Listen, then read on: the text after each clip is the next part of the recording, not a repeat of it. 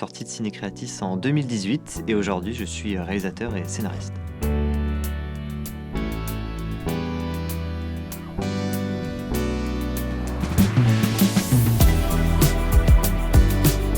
Le métier de réalisateur, c'est de mettre en image des mots, que ce soit un scénario de court-métrage, un scénario de publicité, manipuler l'image et comment avec l'image, le rythme, le son, la mise en scène, tu peux créer un film ou n'importe quel produit qui se regarde en fait.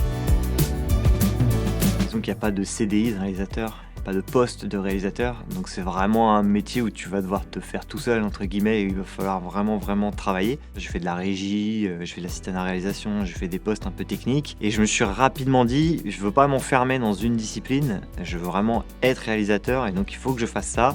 Et donc j'ai commencé à faire mes projets de mon côté, avec mes propres moyens. J'ai participé à des concours, participé au Nikon Film Festival. Et petit à petit, tu arrives à monter des projets de plus en plus gros. Le court est une vitrine pour passer au long, et c'est aussi un moyen de se former. J'ai grandi dans une famille très cinéphile, donc dès tout petit, je pense, j'ai été mis à l'intraveineuse avec les films. Et naturellement, je pense que c'est dans mes tripes, j'ai ce besoin de faire du cinéma.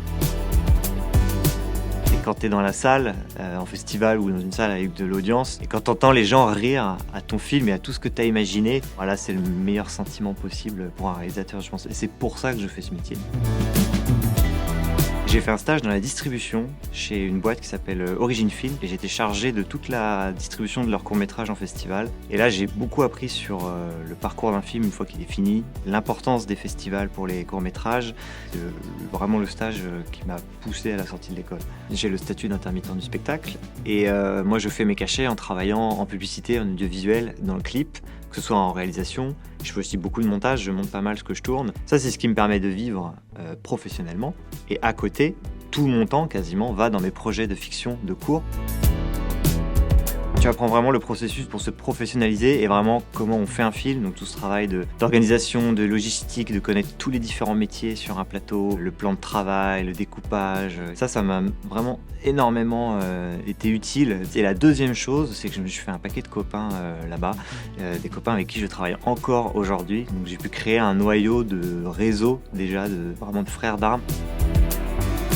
J'aimais beaucoup tout ce qui était histoire du cinéma. J'aimais beaucoup aussi le scénario, quand vraiment tu apprends à voir des films, à décortiquer, à comprendre comment ça se réalise un court, comment ça se réalise un long. Je buvais vraiment les paroles du professeur en scénario.